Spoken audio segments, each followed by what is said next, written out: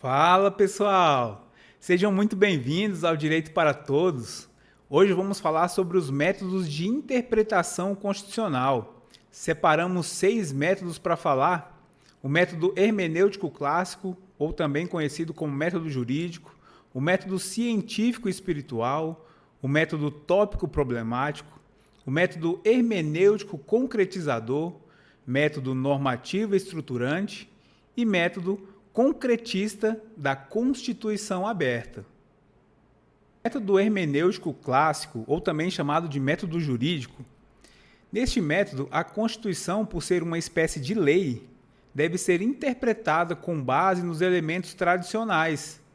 O método hermenêutico clássico de interpretação constitucional concebe a interpretação como uma atividade puramente técnica de conhecimento do texto constitucional e preconiza que o intérprete da Constituição deve se restringir a buscar o sentido da norma e por ele se guiar na sua aplicação, sem formular juízos de valor ou desempenhar atividade criativa. E qual é a crítica recebida por esse método? Esse método é criticado pela doutrina moderna em razão de sua ineficiência para lidar com casos de maior complexidade. Método científico espiritual. Para esse método, não é possível interpretar sem compreender o espírito, ou seja, o contexto social em que aquela norma se insere. É preciso pensar sempre nos valores em voga à época em que a interpretação está sendo feita. A interpretação é sempre realizada de forma atual, com base nos valores atuais da sociedade. Utiliza elementos valorativos da realidade social. Esse método foi idealizado por Rudolf Ismende. Neste método, a Constituição deve ser interpretada como algo dinâmico, em que se renova constantemente no compasso das modificações da vida em sociedade. E qual foi a crítica recebida por esse método? Esse método foi criticado em função da vagueza dos conceitos elaborados. Para parte da doutrina, é preciso que sejam estabelecidos parâmetros interpretativos mais concretos. Método tópico problemático. Esse método parte do pressuposto de que não é possível interpretar a lei constitucional em abstrato, somente no caso concreto. Parte do problema concreto para a norma. Ele foi idealizado por Theodor Wielig. Por meio do método tópico problemático, parte-se de um problema concreto para a norma, atribuindo-se à interpretação um caráter prático, visando a solução dos problemas concretizados. O método tópico problemático parte das seguintes premissas: 1. Caráter prático da interpretação constitucional. 2. Caráter aberto, fragmentário ou indeterminado da lei constitucional e preferência pela discussão do problema em virtude da abertura das normas constitucionais que não permitam qualquer dedução subsuntiva a partir delas mesmo. E qual é a crítica sofrida por este método? Esse método foi fortemente criticado em razão da insegurança gerada pela sua proposição, uma vez que permite que o intérprete haja de acordo com seus próprios interesses. Nem sempre o que a sociedade, o senso comum, acredita ser justo é de fato justo. Além disso, esse método leva ao casuísmo, que é prejudicial à unidade da Constituição. Método hermenêutico concretizador.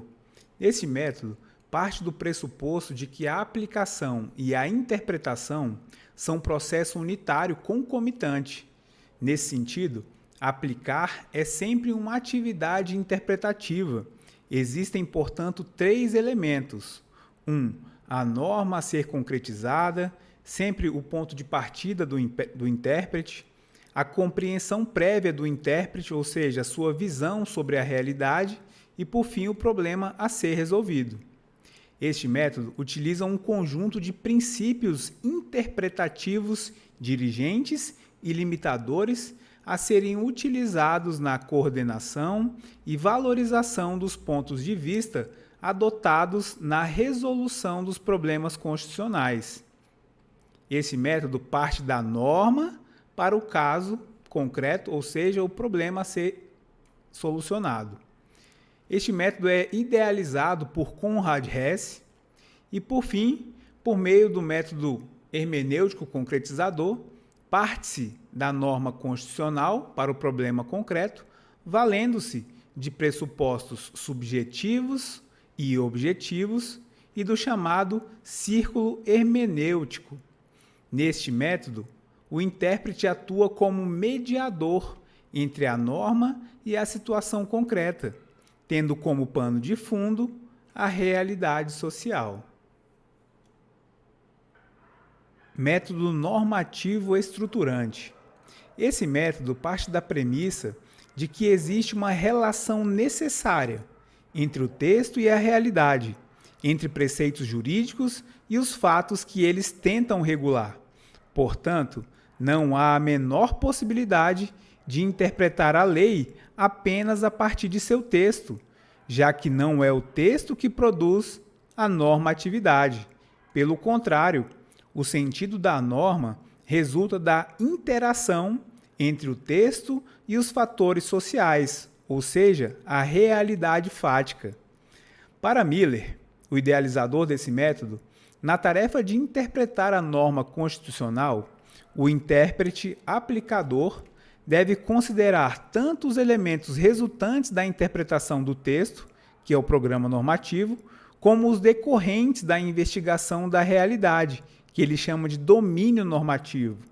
Isso porque, partindo do pressuposto de que a norma não se confunde com o texto normativo, afirma Miller, que o texto é apenas a ponta do iceberg.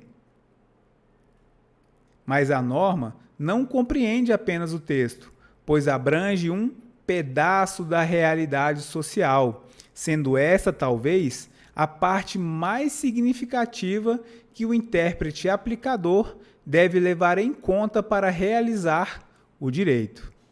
Segundo o formulador, Miller, do método normativo estruturante, a indicação dos elementos tradicionais de interpretação, como métodos da praxis e da ciência jurídica, é fruto de uma compreensão equivocada da estrutura da realização prática do direito.